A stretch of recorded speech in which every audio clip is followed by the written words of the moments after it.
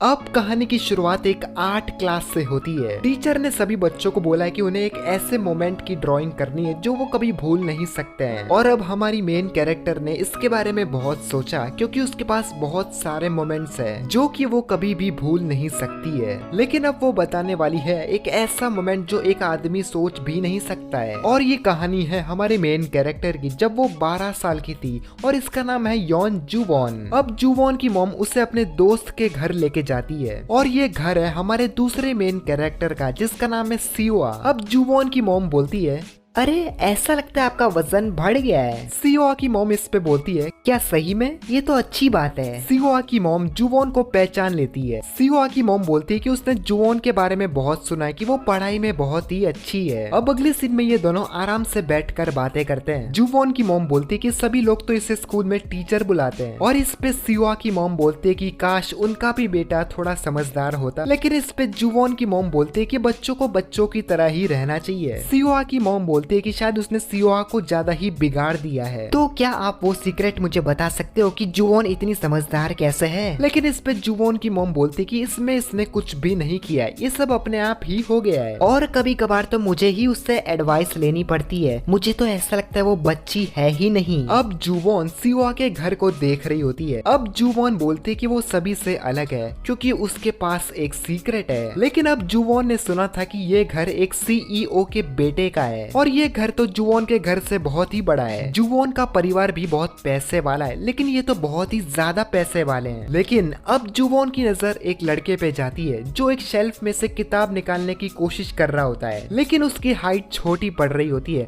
और इसलिए जुवॉन उसके पास जाती है और बोलती है, क्या तुम्हें कोई हेल्प चाहिए? अब थोड़ी देर तो ये एक दूसरे को ही देखते हैं और बाद में सियोआ बोलता है, अरे ये पंपकिन क्या बोल रही है, मैं अपना काम खुद कर सकता हूँ, तुम्हें नहीं पता? अब ये बात सुनते ही जुवॉन जानबूझकर एक किताब को सियोआ के सर पे गिरा देती है और इसी के कारण अगले सीन में सियोआ जल्दी से अपनी मॉम के पास भाग जाता है। सियोआ अपनी मॉम को कंप्लेन करता है कि उस लड़की ने जानबूझकर मेरे सर पे किताब गिराई है। लेकिन इस पे उसकी मम्मी बोलती है, तुम्हें किसने बोला था उसे पंपकिन बुलाने को? सियोआ की मॉम समझ जाती है कि इसमें गलती सियोआ की ही है। अब जुवॉन की मॉम भी पूछती है कि क्या उसने जानबूझकर सियोआ के सर पे किताब फेंकी थी? जुवॉन सियोआ को डरा देती है कि अगर उसने बताने की कोशिश की तो सियोआ इसी के डर के कारण कुछ बोल नहीं पाता। सियोआ समझ जाता है कि अगर उसने कुछ बोलने की कोशिश की तो वो उसकी आंखें फोड़ देगी। अब अगले सीन में सियोआ बोलता है, मैं वो सभी चीजें बता दूंगा मम्मी को जो भी तुमने मेरे साथ किया है, ठीक है? इस पे जुवॉन बोलती है कि उसने बस पतली सी बुक से ही मारा था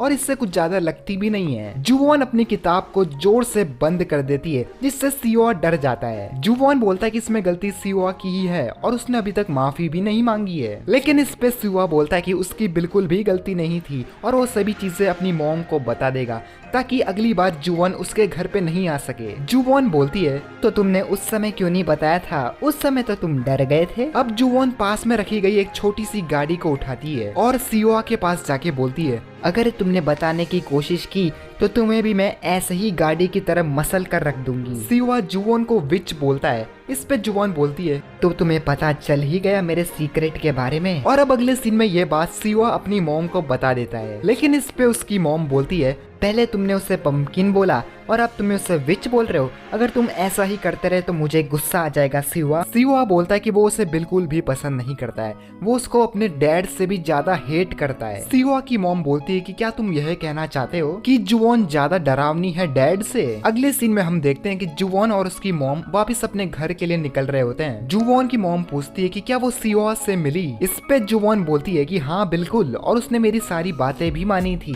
तो क्या तुमने उसे मैजिक करके दिखाया?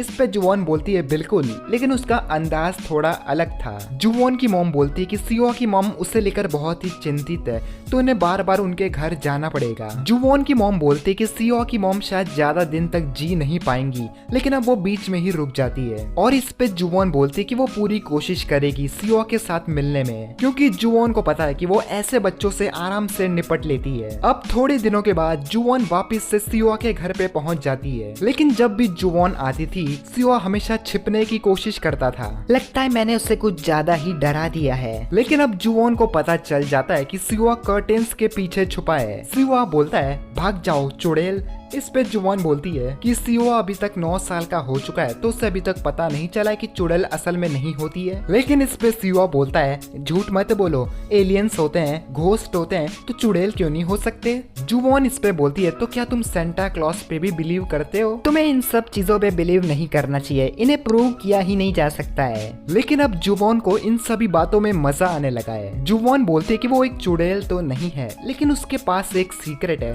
तो क्या उसे वो सियुआ को बताना चाहिए। जुवॉन उससे पास्ट लाइफ के बारे में पूछती है। अब जुवॉन जब भी आती थी सियुआ बुक में ही घुसा रहता था तो उसे इसके बारे में पता होना चाहिए। सियुआ बोलता है कि उसे पास्ट लाइफ के बारे में पता है लेकिन उसने इसके बारे में कभी सोचा नहीं है। लेकिन इस पे जुवॉन बोलती है कि वो इस पे विश्वास करती है क्योंकि उसे पता है कि वो पिछले जन्म में क्या करती थी। सियुआ पूछता है तो तुम्हारा सीक्रेट क्या है? जुवॉन बोलती है कि अगर उसने अपने सीक्रेट के बारे में बता दिया तो क्या सियुआ जुवॉन में इंटरेस्टेड होगा। अब जुवॉन जैसे ही 8 से 12 साल की हुई थी उसे अपने पास्ट लाइफ के बारे में सब कुछ याद आ गया था और इन यादों से ही जुवॉन बहुत ही ज्यादा परेशान रहती है। वो चाहती है कि वो ये सब भूल जाए। जुवॉन बोलती है कि वो अपने सीक्रेट को सियुआ को नहीं बताएगी क्योंकि अब ये वैसे भी उसकी 18th लाइफ है और वो पहली बार एक रिच फैमिली में पैदा हुई है और वो अपनी जिंदगी को चुपचाप से काटना चाहती है। अब जुवॉन बोलते है कि वो सियुआ के साथ दोस्ती करना चाहती है और प्लीज जुवॉन से डरना बंद करो। लेकिन इस पे सियुआ बोलता है कि वो जुवॉन से डरता नहीं है। लेकिन अगर मैं तुम्हारे पास ऐसे आऊं तो तुम्हारा दिल धक धक करने लगता है, ऐसा क्यों? जुवॉन बोलती है कि अगर सियुआ उससे डरता नहीं है तो क्या वो उसे पसंद करता है? सियुआ बोलता है कि ऐसा बिल्कुल भी नहीं है और अब थोड़े दिनों में ही वापस से जुवॉन उसके घर पे पहुंच जाती है। सियुआ बोलता है कि ये हमारे घर पे बार बार क्यों आती है? जुवॉन बोलती है कि तुम मुझे पसंद करते हो। लेकिन तभी बीच में सियुआ उसे रोक लेता है। अब सियुआ जहाँ भी जाता है जुवॉन उसके पास पहुंच जाती है और आखिर में सियुआ बोलता है कि उसे समझ नहीं आ रहा है कि ये उसका घर है या जुवॉन का। जुवॉन बोलती है कि उसे ये घर इसलिए ही पसंद है क्योंकि यहाँ पे बहुत सारी किताबें हैं और इसलिए भी क्योंकि उसे सियुआ के साथ रहना पसंद है क्योंकि वो दूसरों बच्चों जैसा नहीं है जो बकबक करते रहते हैं पूरे समय। सियुआ बोलता है कि उसने बोला था कि उसे बच्चा मत बुलाओ। लेकिन इस पे जुवॉन बोलती है इसमें दिक्कत क्या है? लेकिन अब सियुआ बोलता है कि उसकी मॉम को ज्यादा दवाइयाँ लेनी पड़ती है क्योंकि सियुआ एक बच्चा है। सियुआ की मॉम हॉस्पिटल में भी नहीं रुकती है क्योंकि उसे सियुआ का ध्यान रखना है और इसीलिए सियुआ चाहता है कि कोई भी इससे बच्चा ना बुलाए। जुवॉन बोलती है ठीक है, अब से वो उसे बच्चा नहीं बुलाएगी। सियुआ सोचता है ये इतनी आराम से कैसे मान गई। अब सियुआ किताब पढ़ते समय चुपचाप से जुवॉन की तरफ देखता है और मुस्कुराने लगता है। अब सियुआ दूसरी किताब लेने की कोशिश करता है लेकिन उसकी हाइट छोटी पड़ जाती है और तभी जुवॉन पीछे से आकर सियुआ को उठा लेती है और अब इससे ही सियुआ ब्लश करने लगता है और बोलता है कि ये मैं खुद ही कर सकता हूँ, छोड़ो मुझे। और बस यहीं पे पार्ट 1 खत्म होता है। अब अगर इस पार्ट 1 पे अच्छा रेस्पॉन्स आता है तो मैं इसका पार्ट 2 भी जल्दी से बना दूंगा।